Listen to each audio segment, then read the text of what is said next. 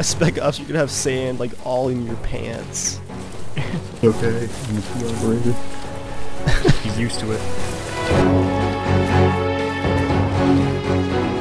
Open fire, team 2, open fire.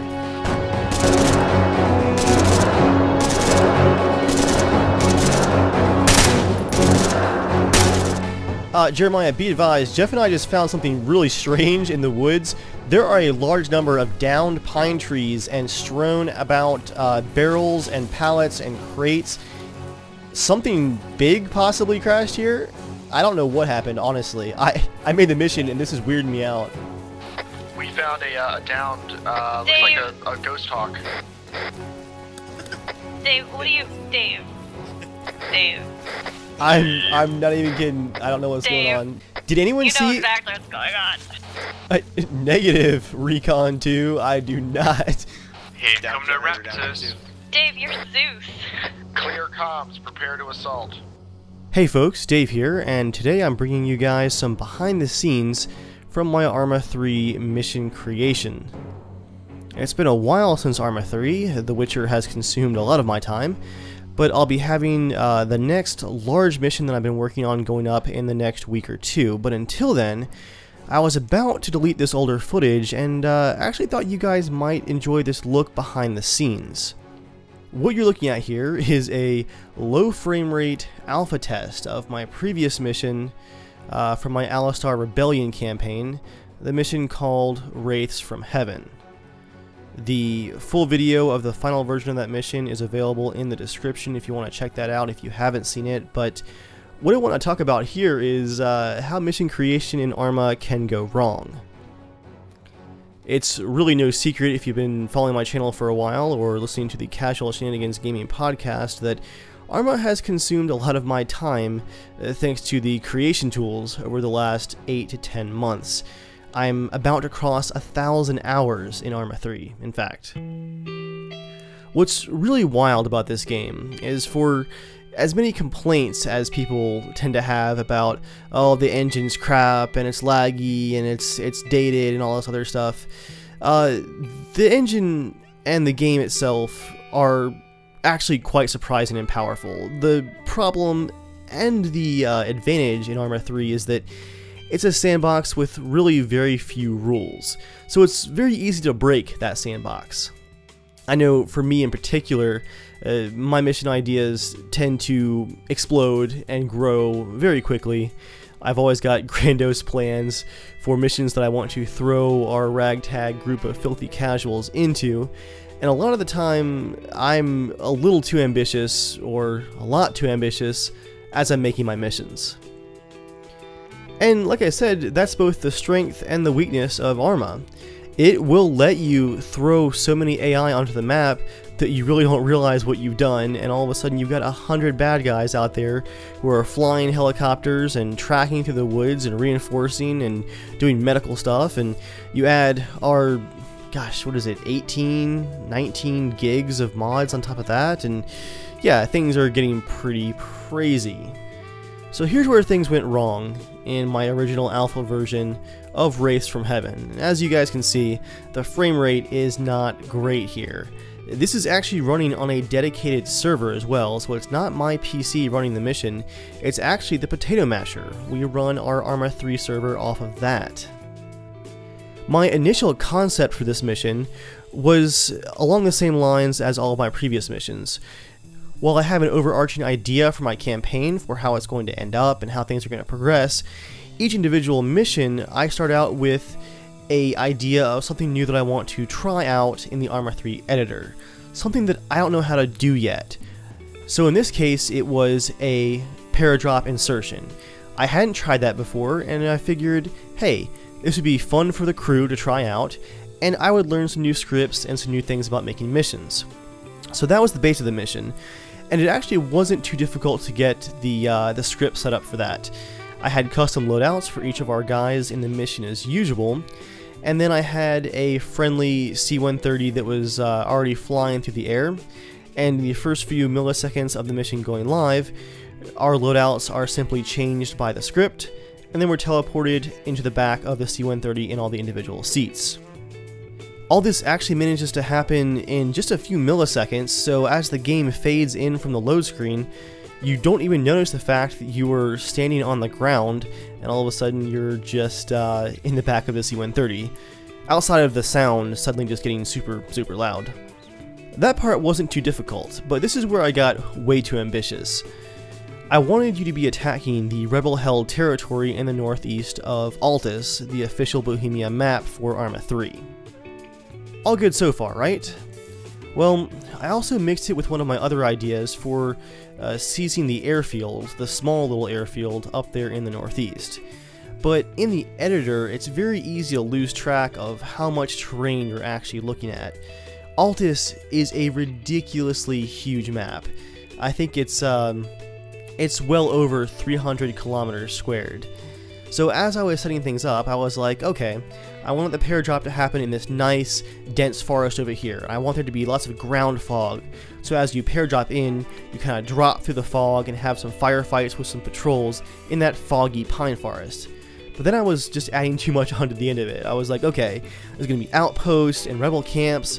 You have to kind of fight your way across the map and then get to this open area and eventually get to the airfield. Like I said, I was quickly losing track of the scope of what I was looking at and how far that distance was actually going to be on foot. Sure, I was going to add some vehicles for transportation that we could pick up and find, but it really was just a huge amount of distance. And like many of my initial missions, I went a little too crazy adding enemies for us to fight into the mission. See, that's the thing with Arma. You don't know and you can't plan out every encounter that players are going to have with enemies because it's a sandbox. Players can do almost anything with the tools that you give them. So unlike a more linear shooter, I can't know that at this point they're going to hit this patrol and then this tank comes from this direction and misses and there's like a dramatic anti-tank moment and then this helicopter comes from over here and they have to shoot it down. You can set the pieces in place, and you have triggers that cause units to move here and react to what players are doing, but a lot of what Arma 3 does is dynamic. It will be different each time you play the mission, which I very quickly discovered while testing this.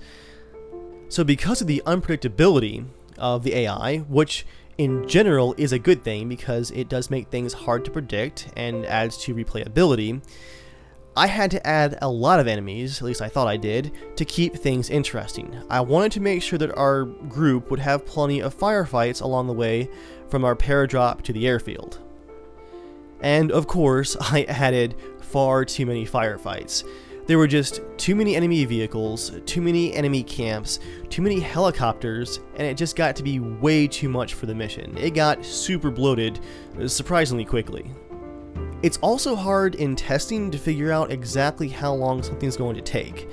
I very rarely am able to test a mission all the way through from beginning to end. They're designed around the concept of a squad working together. They're very difficult to test on your own. So I wasn't quite sure how long this mission was going to take. And what the answer ended up being was 3 or 4 hours, probably. It was just too big in scope for the game to handle. The frame rate was terrible. And it was really just way too much for our group to handle all at once. There are some missions that work well in the 2 to 3 hour format. Maybe a good example is going back and looking at Operation House Cleaning, where we had a base camp and some little birds, and we were going out and we were capturing high value targets all over the map, because there was some downtime in between that. We had our objectives in Operation House Cleaning, but we weren't just trudging through the trenches through non-stop firefights. That gets old quickly, especially once you start taking up into the hours and hours of gameplay. And here we come to the last problem that I encountered while working on Wraiths from Heaven, and that was that I was trying out some new things for spawning in enemy bases. I found some really cool templates for bases on the Arma 3 fan site Armaholic, and some of these allow me to copy and paste map objects. You just merge their map into yours and then copy the templates for the bases, and you can kind of see right there what they're going to look like. However, some of the more custom bases were actually spawned in via SQF script, which is super powerful, and I'm starting to get just a little bit of a handle on it. I can't quite write my own scripts yet, but at least nothing complicated. But I'm able to kind of dig through other people's work and create my own Frankenscripts. And that's what I did here. I took some of these base spawning scripts and set up a bunch of bases for us to fight through on the way to the rebel-held airfield. The problem was that, once again, there was just too much going on at once. I was spawning in something like, I think 6 or 7 of these bases, totaling maybe 8 or 9,000 objects that the game was trying to spawn in within the first few milliseconds of the game. And if you guys are familiar with game development or Arma in general, you're probably cringing right now, because that is a lot to throw onto the server in the beginning of a map, a mission here. It's just so many things trying to happen at once. Additionally, probably 2/3, if not more, of the enemy troops weren't using just standard troops that I was dropping in from the editor, where you can just select, a squad of riflemen and just drop them onto the map. I had gone through and created tons of customized outfits and weapon selections for the enemy rebels, which is cool. But here's the problem. I was detailing the enemies as if they were players. You generally don't get that close to enemies that often to look at all the neat little details that I was adding. And to get these custom loadouts, the game was having to load and place all of the enemy individual units and then fire off these huge scripts to clear out their inventories and then load in all of these custom loadouts that I was setting up.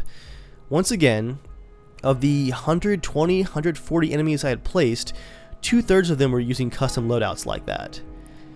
All of those base creation, spawn scripts, the enemy loadouts, your loadouts for our squad, getting teleported into the C-130, setting up time of day and the medical system injecting and all this other stuff, that all happens as soon as the mission started. And it was crushing the mission. One of our first attempts, the desync was so bad in the beginning that everyone saw a completely different intro cinematic because the camera scripts were firing at different times for everyone. And the desync was so bad that Ben, I believe it was, when he tried to eject from the C-130, lagged right through it and was killed, and he just ragdolled out of the sky right at the beginning of the mission. It was a train wreck. Real quick, did anyone see if our C-130 took fire? Did it go down over here? I didn't see anything. We would have heard that. Yeah, okay, I think this is just like an old crash site maybe. There's stuff down everywhere, but we're in position to begin the assault. There's a contact in the doorway. Yep. Stand by. Right. Take him, Jeff. Nice. Team 2 is clearing a couple of buildings. We have a nice overwatch. Both of our recons are in position to provide overwatch. We have our recon team moving up on us. Okay. Alright, Dave, we're meeting up with you. We don't see anything. Well, I see why the frame rate's so bad. Okay. That camp, one of the camps that I spawned, exploded across the entire map. Checkpoint is clear. Oh. Alright, coming to you. We have multiple injuries.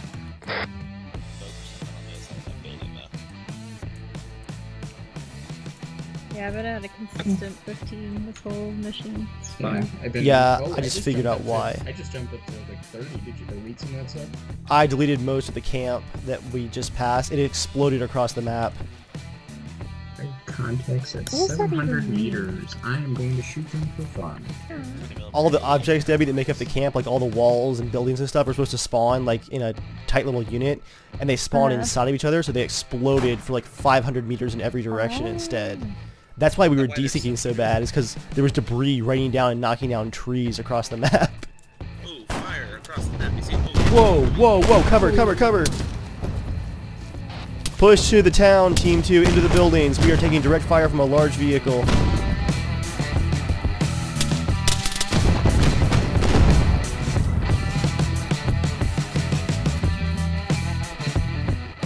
So that's kind of a behind-the-scenes look at how I broke my mission.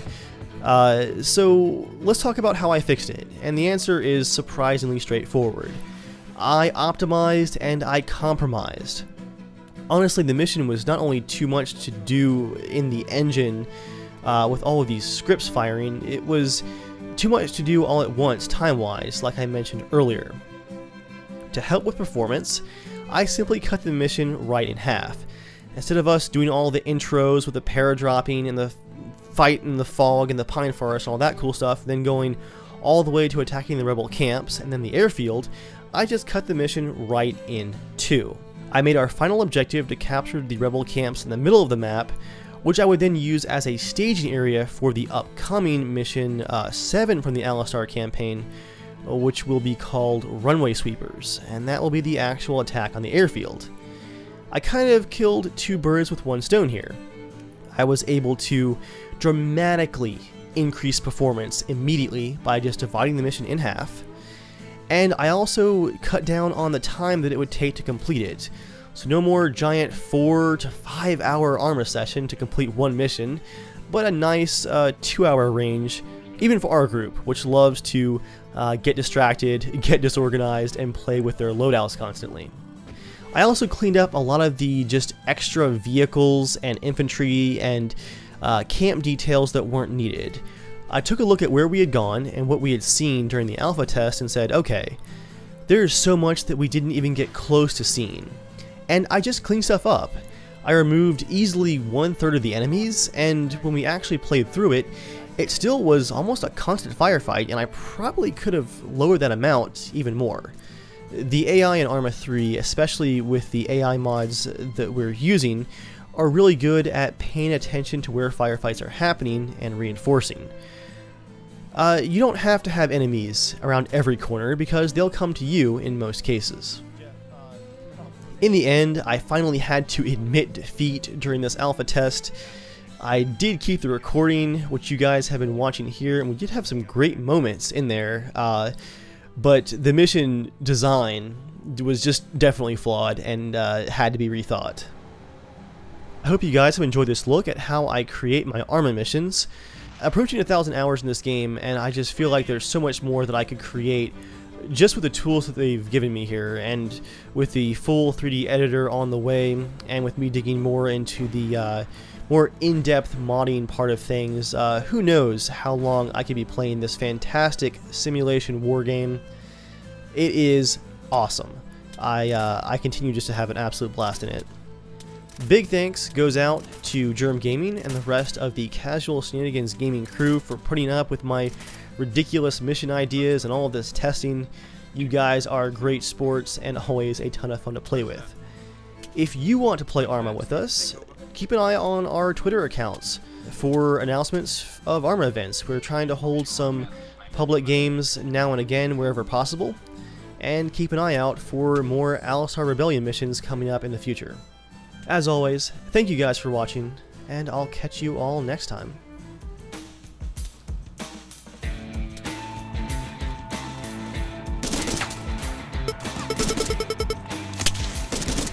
think you got him. I was looking for a lock tone, but I'm taking direct fire now. We gotta move to the buildings, Jeff. Suppress for me, I'm gonna start my spread. On the right side.